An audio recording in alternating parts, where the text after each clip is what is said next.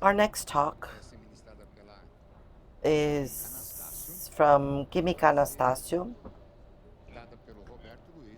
Roberto Luiz, a chemical engineer, master's in chemistry by University of São Paulo, and PU manager at Quimica Anastácio, is the speaker. He's going to talk about high performance solutions for the automotive section industry. Thank you.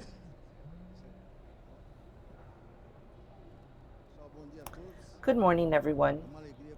It's a great pleasure to be able to represent Quimica Anastácio here. Such an important industry for our country. I would like to show you today how we are getting ready to face the third industrial revolution, which is sustainability in our understanding. How are we getting up to date for that?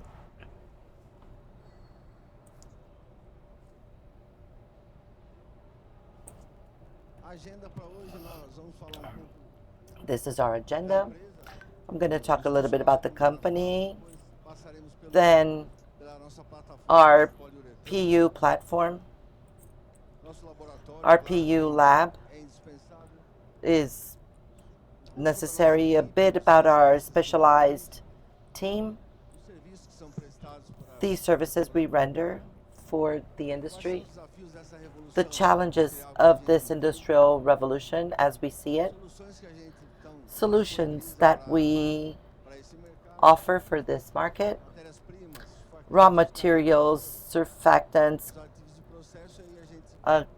catalysts, process additives.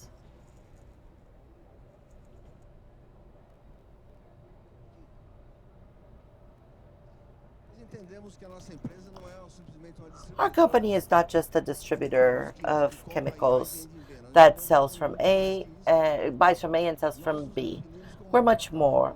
We define ourselves as a very complete platform of connections in which suppliers and customers can meet to have great businesses.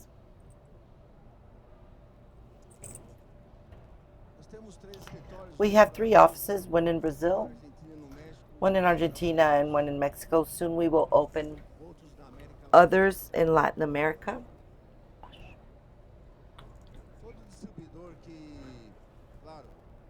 All the distributors that want to be professionals and have stand out in the market need capillarity. We need inventory points in different places to meet the market. We have distribution centers in many parts of Brazil and now also in Latin America.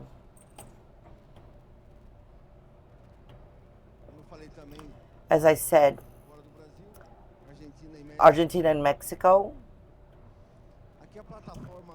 This is our PU platform. We have all the materials that a PU customer needs. I challenge any customer to ask for a product that we don't have, unless it's a very exotic molecule. But if we don't have it, we're going to go after it. Starting from the basics. We talked about the basic raw material like polyols, isocyanates, like we just saw in the previous talk, process accessories, additives. So the customer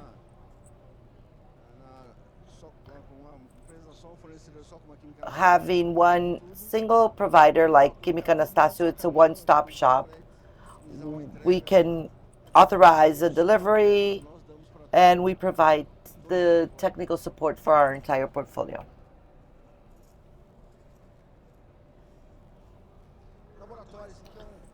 Our lab.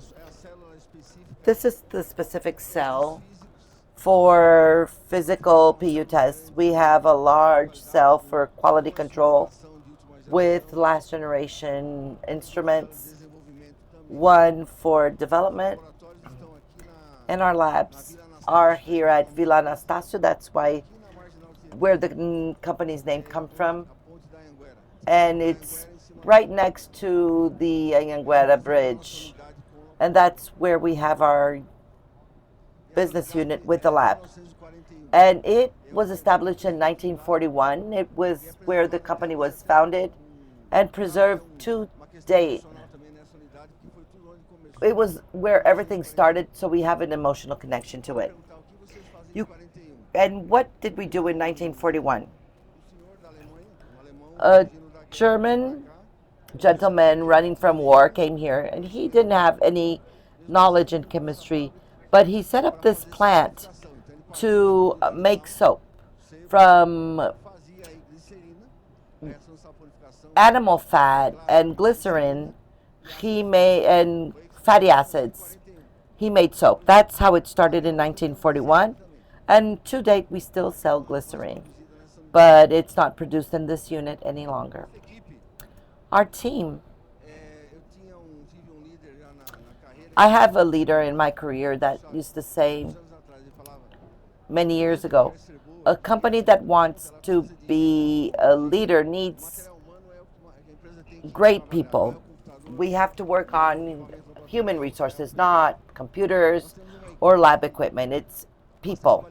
We have a very well trained team with chemists, chemical engineers, technicians, market leaders that will train by multinational companies with the knowledge needed and a long experience with in the industry. I added all our individual experiences, and it added up to 200 years, and I count for a lot of that time. And having experience in this industry is key. You need to have a track record, having tried many things. PU also has something very important. Just theory doesn't mean anything. The practical side doesn't mean anything. You need both. We can't tell the customer to do it this way and it works. We do it first so we can show it works. I don't like the saying that in theory the practice is different. If you do the theory right, the practice follows. You just have to follow what the theory says. Of course, we know the entire chain, not only the chemical side, but the packages, the instruments, the fabrics, the springs, everything. These are the technical services we provide. It was, it's easier to think about them than write them. These are the ones that we provide the most. Technical visits is what we like to do the most because then we understand what is happening. Can you hear me well? We go in company to see what is happening at the customer's company to help them solve their projects. Product recommendation, which product should we recommend to the customer at the right time? Samples, we have a samples department to send the samples as the customer needs them. Technical assistance. We call a 24-hour phone line, but it's not really 24 hours, but it's almost. Formulation adjustments. Today with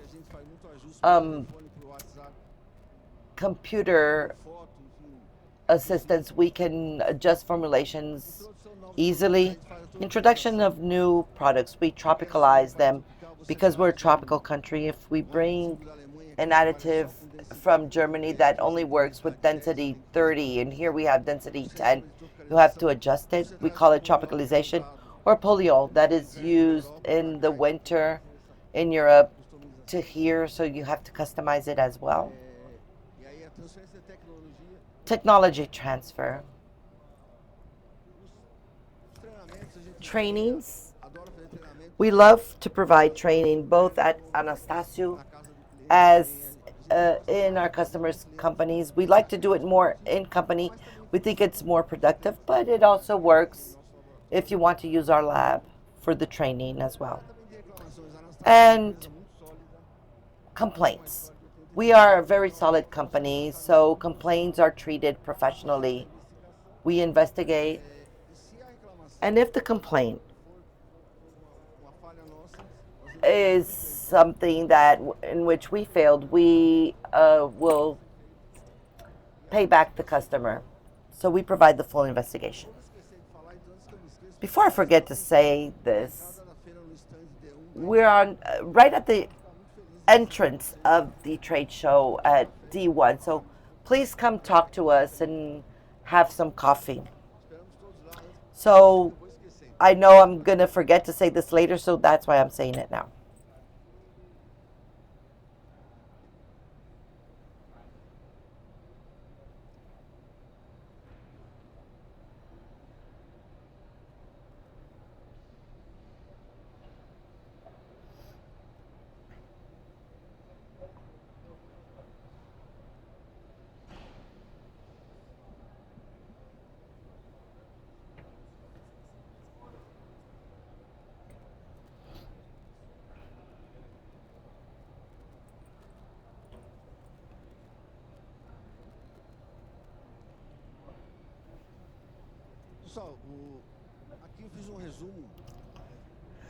This is a summary to show. I think you all know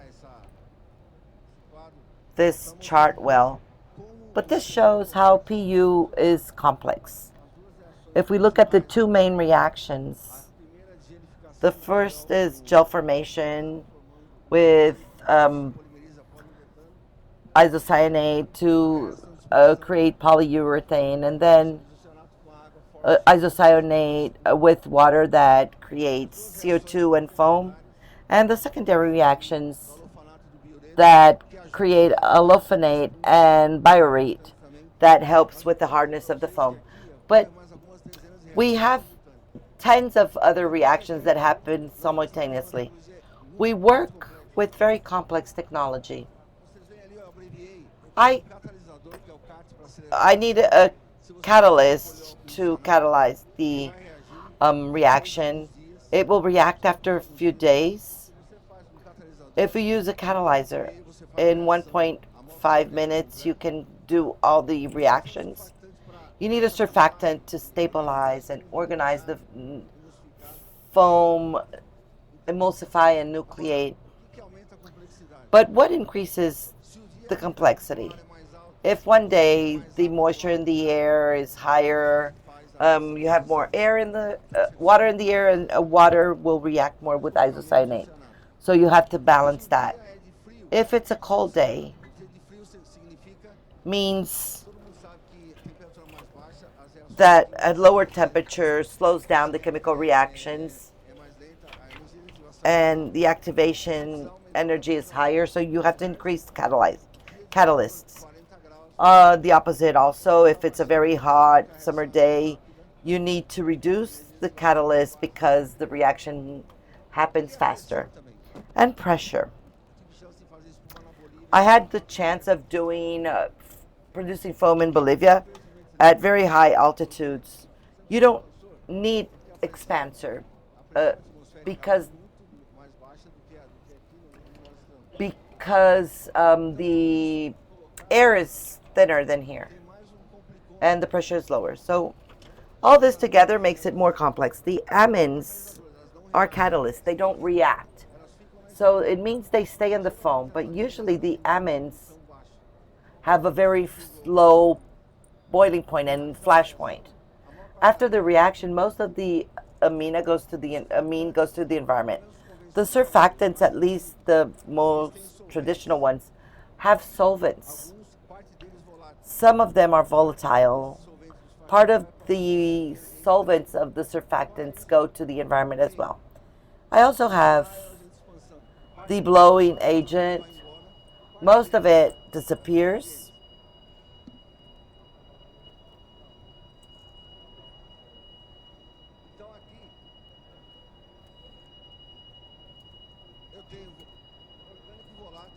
So I have VOCs, blowing agents,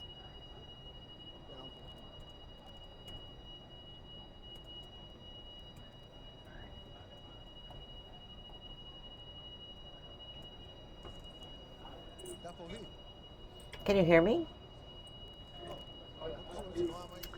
So let's continue. So what do I do here? What should the foam provide? Comfort? Protect the environment? And have energy efficiency. Can you still hear me? Yeah. How can I produce PU, protect the environment, and have energy efficiency? At Quimica Anastácio, we offer more than 120 products that we sell every month for PU, more than 30 for the automotive sector alone. Our portfolio is bigger than that, but we are focusing on what is actually consumed.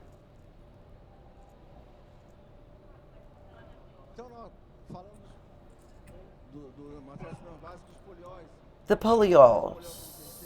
The polyo base is 36, viscoelastic for a better finished foam, a molded copolymer, PPG 1000 and 2000 for technical parts, PT Mag 1000 and 2000 for better performance in technical parts.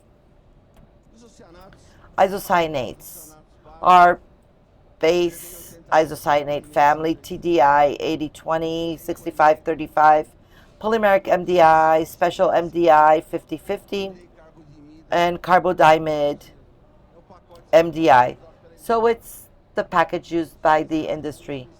These special MDIs are mostly used for elastomers.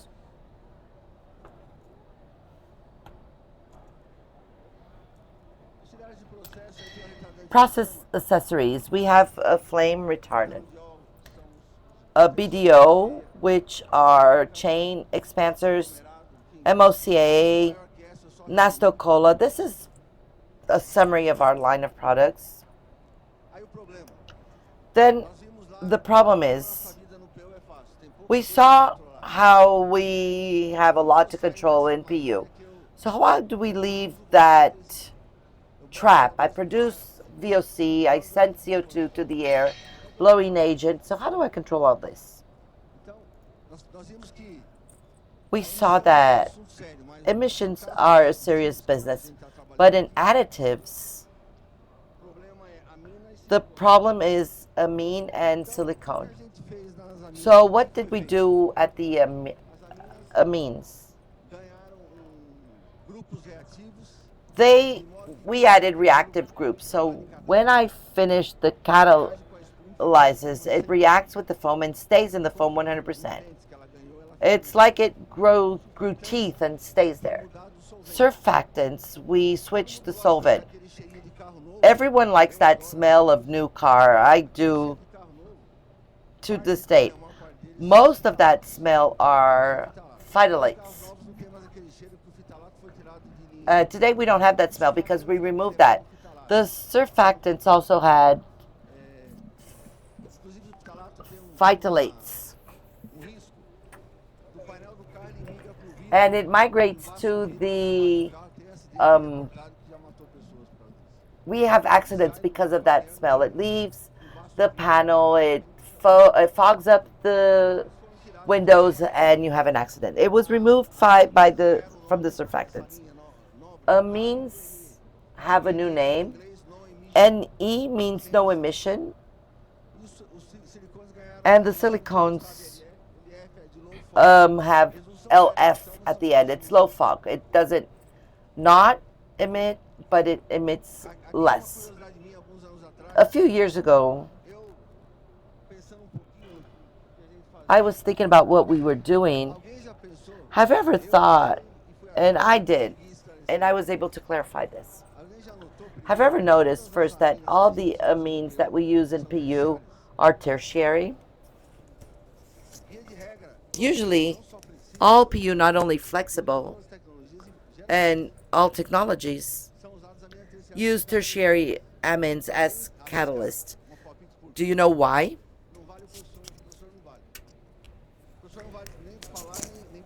No, the professor can't speak, can't answer that. or help you guys cheat. Nobody wants to risk it? Well, I'd like to start off by giving you a tip. So, what about the catalyst? It's part of the reaction. Is it consumed? No, it's not consumed. What it does is lower the activation energy. The reaction is faster, and at the end, it's not affected. That's the concept. So when we look at that from the left to right, the amines are bases. There's an electronic pair in the amine group, NH2.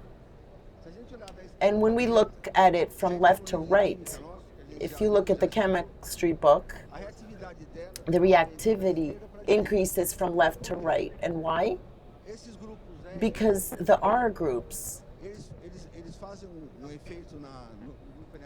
they have an effect on the NH2 group, which we call an inducive effect.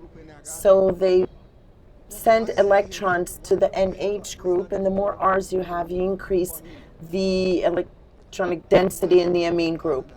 The more you increase the electronic density, it's a base, so it's going to be attacked faster.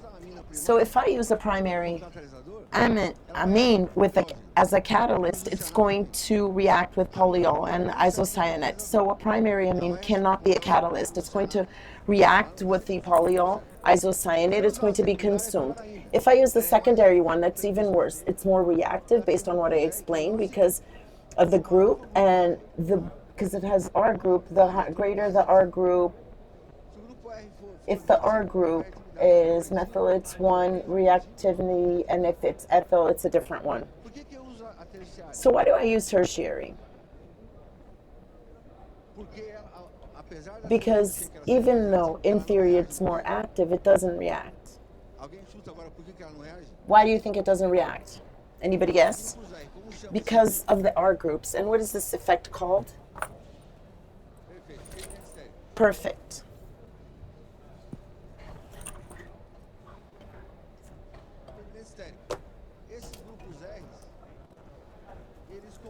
The R groups get in the way of any reagent. And the bigger they are, the better. That's why you see amine triethylene. And the amine is being used in tertiary because it doesn't react with Pu. So this is what happens. It's a catalyst, it's not a reagent. Just out of curiosity to go into the next chapter. So far, so good?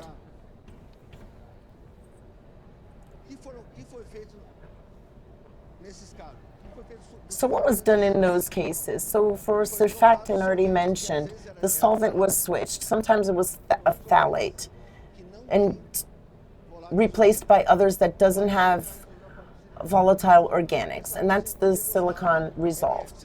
And here, LF, what was done at Dabco?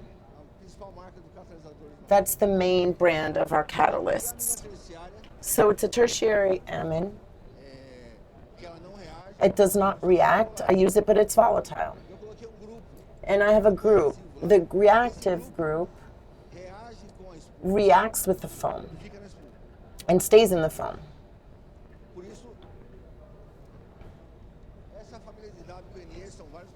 So this family, and it stays in the foam. In the group, there are many options. There's reactive, that reacts with active hydrogen from the foam.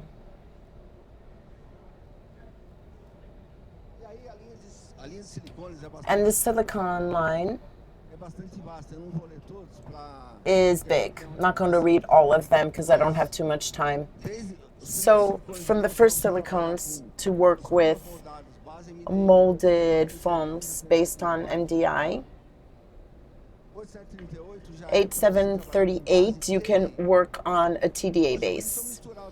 But what if I mix both TDI and MDI? So the technology is 50-50, 70-30. It's simple. You can mix both. If you have more TD, you use 7738. If you have more MD, 8715. When you see LF2, it's because it's low fog. B4113 is the grandfather of silicones that are pre-molded based on MDI.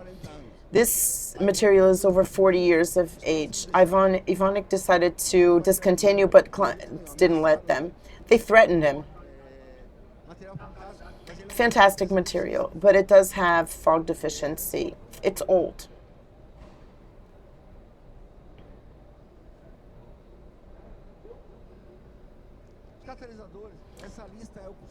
Catalysts, these are the conventional ones on this list.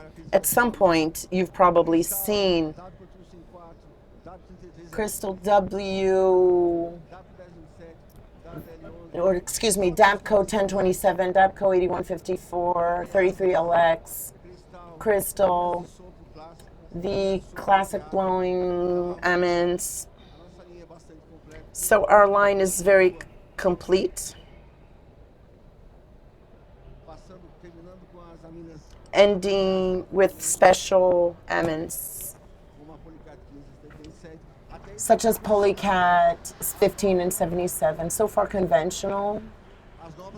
These are the new ones.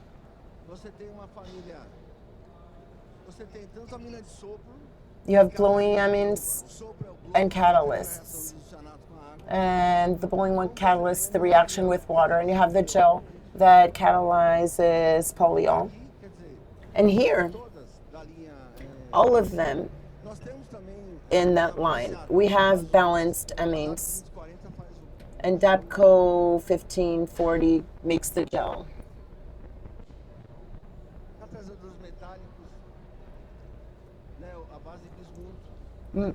Metallic catalyst based on bismuth. And this is an alternative. We have Cosmos T900. We already have alternatives for this line with the low emission. I didn't bring it in though, it would be too much material, but it does exist. And process here, conventional line. The N904 is for good cell distribution and molded foam. 502 anti-bubble, mainly used for technical parts and high-density PU and without expansion. And 100 and 150 aren't catalysts, they're blockers for the reaction. They don't have a catalyst effect. And the pigment line, Tego color. That's what I had to say. Do you have any questions, comments? Roberto, muito obrigado. Thank you very much, Roberto. Thank you for attending. Visit us at D1.